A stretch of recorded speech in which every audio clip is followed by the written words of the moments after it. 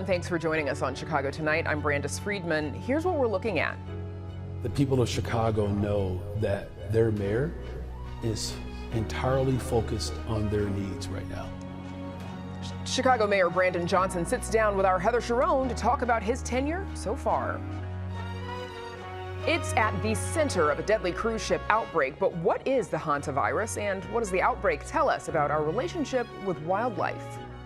There is so much evil in the world that is always overcome by so much goodness. A family of Holocaust survivors celebrates 80 years in the United States. First off tonight, Mayor Brandon Johnson marked the end of his third year in office by sitting down with our Heather Cherone and taking a look back at another year defined by President Donald Trump and steeped in crisis. Heather joins us now with more as the clock ticks on what Johnson hopes will be his first of maybe more than one term in office. Heather. Brandis, the mayor told me that the greatest challenge he faced this year was leading the city through so-called Operation Midway Blitz, when the Trump administration sent hundreds of federal agents to Chicago as part of the president's promise to deport every undocumented immigrant in the United States. Let's listen to what Johnson told me about what those days were like. This was a difficult time, not just for Chicago, but for the entire country. I mean, never, in a million years, did we ever believe that a sitting president would attack American cities the way the Trump administration did? And it was important that we stood on our values. What I was clear about was that I had to use every single tool that was available to me to protect Chicago. Let's be clear, Johnson has spent most of his time in office steeped in a crisis of some sort or not. First, in 2023, Chicago's police station filled up with migrants sent to Chicago from the southern border. And then, of course, the city faced budget deficits of nearly $1 billion. And then Donald Trump won a second term in the White House and spent most of his first year trying to strip Chicago of billions of dollars in federal aid. Let's listen to Johnson talk about those battles. Wow, I mean, when you put it that way, we have endured quite a bit. It has been a barrage of just crisis after crisis that I've had to manage. But again, I've made it very clear that it's a lot more effective and easier to lead when you are leading with your values and your conviction. Heather, there have also been, of course, some homegrown challenges. A city facing an annual budget deficit topping $1 billion. A tense relationship between the mayor and city council. More flashpoints looming on the horizon. Johnson, he often promises to make Chicago the safest, most affordable big city in America. Where does that push stand? He acknowledged today it is very much a work in progress. And in fact, it's getting harder because he says the president's war in Iran and tariffs has caused the cost of living to surge. Now, even as Johnson used this anniversary to sort of tout what he's accomplished over the last 3 years, one of his signature legislative accomplishments hangs in the balance.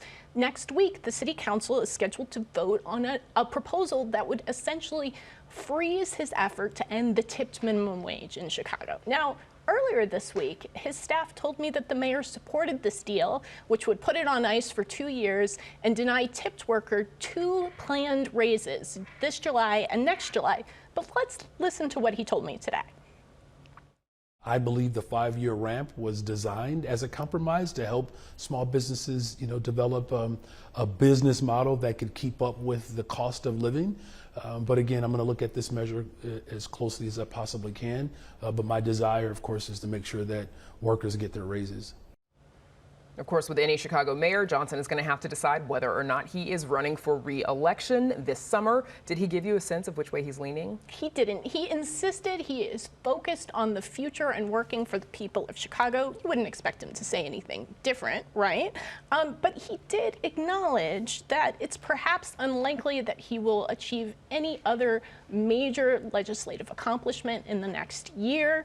And that means, as he acknowledged, he's likely to run for re-election if he decides to do so as an underdog, an unusual position for a sitting mayor of Chicago. Okay, well, he's welcome to break that news with us anytime he sure likes. is. All right, Heather Cherone, thanks so much. Thanks, Brandis.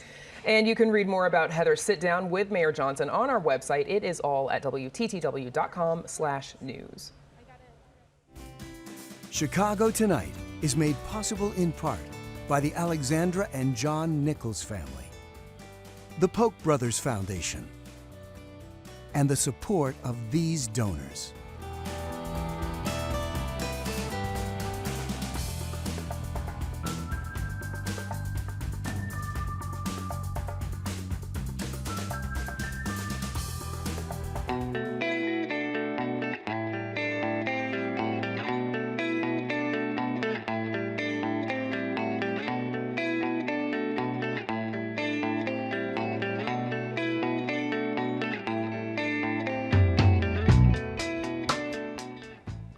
Although it's rare, the Hantavirus has been top of mind for many over the past 2 weeks. An outbreak of this serious disease has infected at least 9 passengers on a cruise ship that departed from Argentina in April, leading to 3 deaths so far. Meanwhile, public health officials in Illinois reported a suspected case in Winnebago County just this week that is unrelated to the cruise ship outbreak. This has many wondering about the risk Illinoisans face, the response efforts, and how people can better prepare for emerging diseases. Joining us are Dr. Robert Murphy, a professor of medicine at Northwestern University, and Dr. William Sander, a professor of preventative medicine and public health at the University of Illinois. Thanks to you both for joining us. Dr. Sander, I want to start with you. How does the Hantavirus, spread from animals to humans? Well, thanks for having us. And I think the big way that we see hantavirus spreading is typically from droppings and urine building up in environmental conditions. And typically then those get aerosolized, and that's when people can inhale that and develop pulmonary or respiratory syndromes. And so usually it's a big accumulation oftentimes of these sort of droppings or buildups from mice or rats. And it takes quite a bit of effort oftentimes to aerosolize this and then have somebody breathe that in and get infected. So it's not the kind of thing, it's not easy to pick up necessarily, but clearly it can be done. Correct. Dr. Murphy, what was your reaction to the word of this outbreak on the MV Hondius when you learned about it? Well, there's a lot of things going on that are bad that we should have learned from the COVID pandemic that are sort of not being done.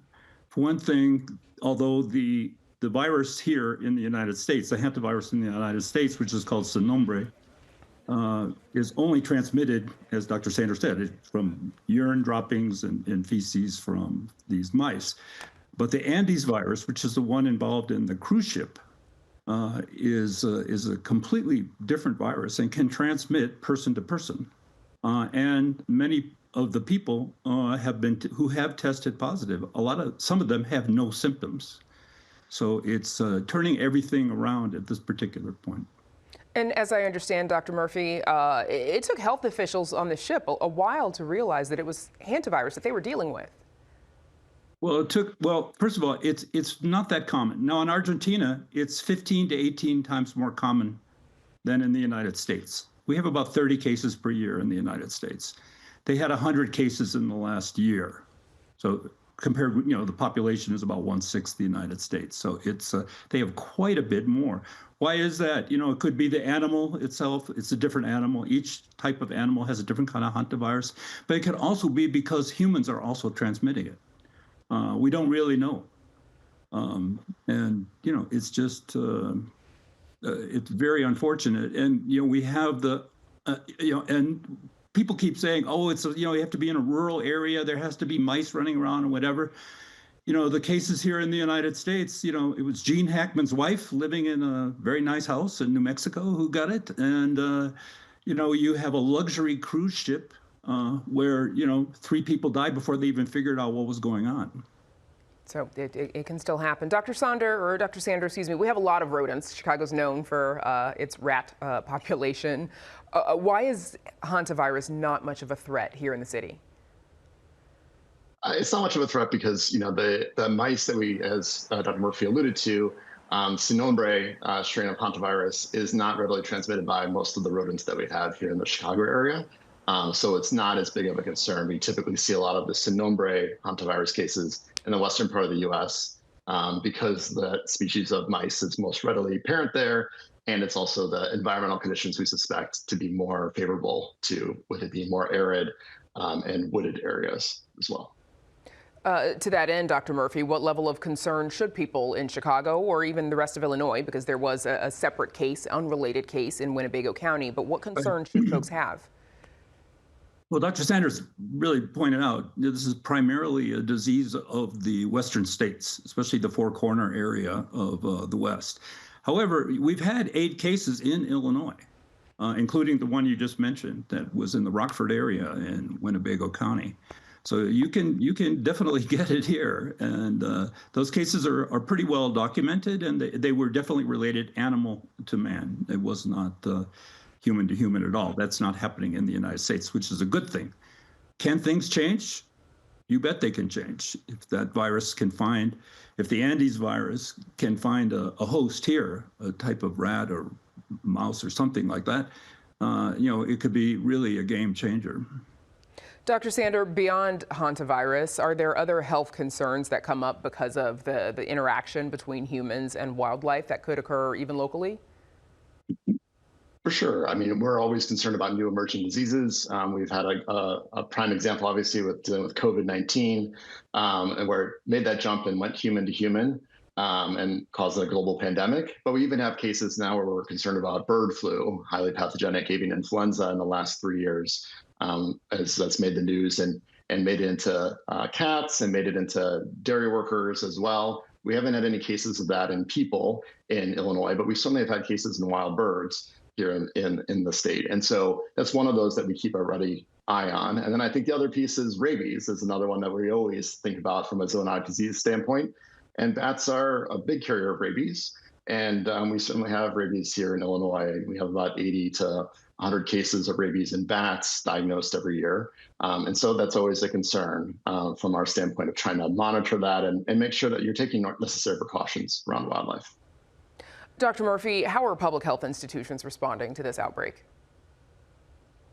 Well, the WHO has basically taken the lead in the global outbreak of the hantavirus.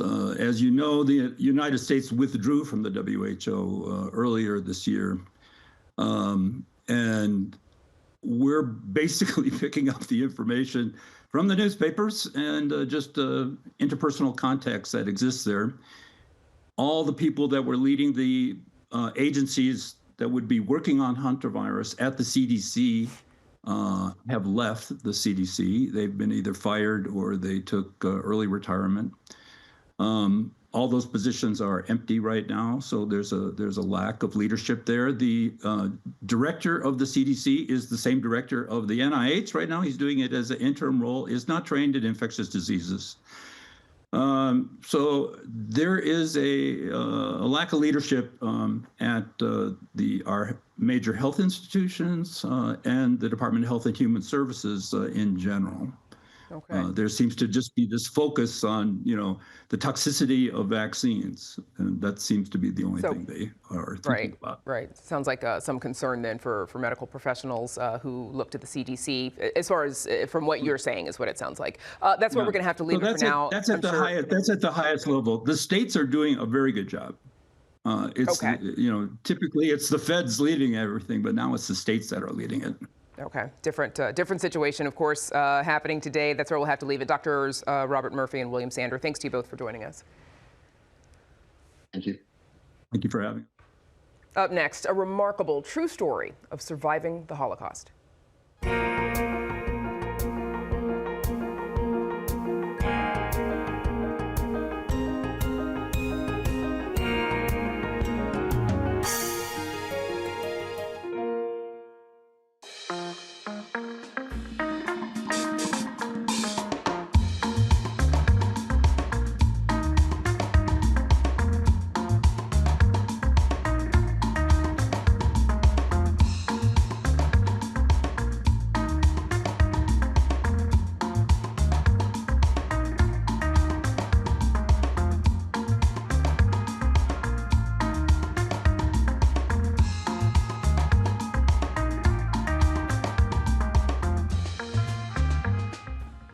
A 3-year-old girl facing the loss of her mother.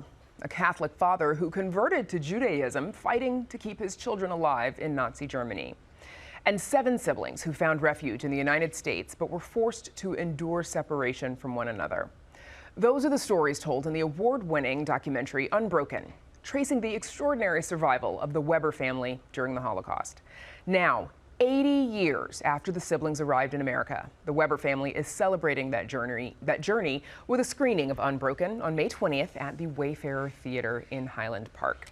And joining us are Ginger Lane, the youngest of the Weber siblings, Beth Lane, Ginger's daughter and director of UnBroken, and Jen Lane, also Ginger's daughter and executive producer of UnBroken. Thanks to you all for being here. We're thrilled you're here. Thank you for having us. So Beth and Jen, you two were the driving forces behind this documentary. Well, Beth was the driving Beth force. was the driving force because you, of course, invested years of work to bring this to life. Why was it important for you to make this film? Beth, I'll start with you. I mean, I first learned that my mom was adopted when I was 6 years old, which is the same age that she was when she came to this country. And I learned that she had 6 other siblings, but that I would never meet them. So you fast forward many, many years, and mom did reunite with her family eventually, but it wasn't until 2017 that we went back to her place of rescue. And Jen and Mom and I were standing on the farmland where she was hidden for 2 years. And our hosts that particular day had a surprise for us. And they invited, as the surprise, a descendant of the farmers to meet us. And it was extraordinary. I felt like I was touching the DNA of the man who enabled our mom's survival and our ability to be here just to talk to you today. Jen, why was this important to you? I mean, my mom's story is something that we both learned as young children, but it has been sort of a full circle moment for her to be able to reunite with her family in the 80s, and then now for it to be the 80th anniversary. It's just incredible, and I'm just so proud of our family and the work that Beth has done, and that my mom has what she's really endured to be here. It's pretty amazing that some people had so much compassion and empathy in their lives that they enabled our entire family to be here. Yeah, and I'm grateful for that. Yes, it is really miraculous, right? Miraculous. So, Miss Ginger, you Yes. lost your mother at a very young age, as we said. It is, just explored in the film. She was taken by the Gestapo to Auschwitz. Mm-hmm. What do you remember of her? Well, first of all, she had very dark black hair, really, and she was a heavy smoker. But most important, she had a wealth of friends. And she was from Hungary, and there were many Hungarians coming through Berlin, and she worked for the underground and helped people escape. So to get out of Berlin, and I remember distinctly, we were in a two-room apartment, all 9 of us, and next door there was one little tiny room, and every day somebody new was in that room, and I had no idea, and it was people that she was sheltering and then moving through the system. So that's pretty much what I remember of her, as a warm and generous person who went out of her way to help other people. How did her death impact the family at the time? Because obviously it was a time of great fear for the family, everybody else. It was. I, of course, don't remember that, but I was devastated by losing her. And there, in the documentary, there's an image of me climbing up on a windowsill and looking down and seeing the Gestapo, who were dressed in in black coats, putting her in a car and driving off.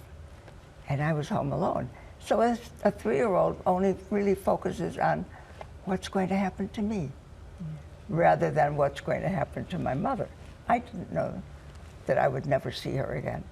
And she didn't, when they took her, they didn't immediately transfer her to Auschwitz. But because one of my sisters had seen her on the street, she came back to the apartment and then was rearrested. And this happened several times, rearresting, but finally she was deported. And we were at a loss. My father now had to take care of 7 children. And it would be wonderful if he could get a job, which was impossible. He'd been arrested in 1933 and put in one of the very first concentration camps. Right, and he was released and he came back home. But Exactly. of course, the film goes on to tell a lot more, of course, about how you all eventually escaped. And Beth, you retraced your mother and your aunts and uncles' steps through Germany during the Holocaust. Of course, you've mentioned how various people hid them along the way, especially for those couple of years on the farm. What was it like for you to follow this trail, to actually stand there? We see you in the film, you know, holding the phone up so that your mom is a part of it as well. Right, right. I mean, it was incredible. I feel so lucky that we had, at the 50th anniversary of their immigration to America, my Uncle Alphonse, Mom's brother, had written a 40-page document for the family called A Brief History of the Weber Siblings. And we took that 40-page document, every location, every building, every street name, every city, we took it and put it into Google Maps. And that was our roadmap. That's how we created our locations. Where were we going to scout? And we didn't know if we would come up with anything, what would bear fruit in this city or this street. And some things didn't, but most did. And it was really pretty incredible to feel like I was walking their steps of how they actually started in Berlin, went out to Voreen, and then eventually made their way down to Indersdorf, and then up to Bremerhaven, where the SS Marine Flasher departed and then came to America. Right.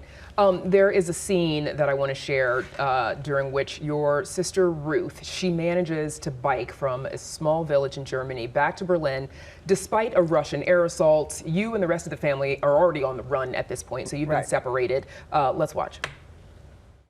There was a bike there. I broke the lock on the bike, and whatever food I had ground up, I put behind me on the bike, and I started pedaling. We were 60 kilometers outside of Berlin. And you know, the strangest thing happened on the way. The planes flew overhead. They were dropping bombs. There was one bomb that went off in back of me. I remember flying through the air into the ditch, and the bike landed on top of me. But I was fine. Y'all are a scrappy bunch, am I right? Ruth, wonderful. She was right in the middle of the family. She took good care of me. And she was the most dynamic, dramatic, theatrical person in our family. That really comes through in the film, too. Yeah, thank you, it does. And I don't think we would have gotten here if it hadn't been for Ruth, who dragged me to the UNRWA, the United Nations Relief Fund, and we sat there and waited until finally we were called in. And she said, "It's only America. That's where we're going." And you know, but what I really think about is, but for the luck of strangers, we would never have made it. The first person being our savior, Arthur Schmidt and his wife. The next being somebody at UNRWA who said, "Declare yourselves as orphans if you want to get out," because we only had, at that point, our father living. And then every place we went, I kind of feel like there was an angel watching over us and helping us. So you and your siblings, you arrive in New York in 1946. You are eventually brought to Chicago. Now there is, Jen, I want to come to you on this because it seems like there's a bit of a cruel irony here, right? Like they you know, fight and scrape to stay alive and to stay together in Europe, only to be separated once they arrive in America when they are safe. Mm-hmm. It's a heartbreaking part of the story, but it's also, you'll see that they all do come back together in such a beautiful way. But it does make it a little bit difficult at that one point in the film to watch, and you think to yourself, how could that possibly be when all this has happened? But I would also say, it isn't just the luck of these strangers, it is that they made the choice. They made the choice to be empathetic, they made the choice to act and to do what they knew in their hearts was the right thing to do. And so that's really what the story is about, and the lesson that we're trying to teach through the film, through the education guide, et cetera. That's really the goal of the Weber Family Arts Foundation, is to tell stories like this, but they're stories that are hopeful. because everyone has the ability to make a choice, and it only takes one person. It is, yeah, it is absolutely inspirational. That is where we'll have to leave it. Congrats on 80 years to your family and your big family, because it's a big family. And growing. And growing, congrats. Ginger Lane, Beth Lane, Jen Lane, thanks to all of you. Thank you so much. Again, Unbroken is showing May 20th at the Wayfarer Theater in Highland Park. A note before we go tonight, you are invited to join us for a WTTW News Town Hall about police community relations in Chicago. It is Tuesday, May 26th at 6 p.m. at Talia Hall in Pilsen. You can reserve your free tickets at WTTW.com/events. Tickets are limited, so sign up today, tell your friends. Again, that is at WTTW.com/events. And that's our show for this Thursday night. Join us tomorrow night at 5:30 and 7 for the Week in Review. Now, for all of us here at Chicago Tonight, I'm Brandis Friedman. Thank you for watching. Stay healthy and safe, and have a good night.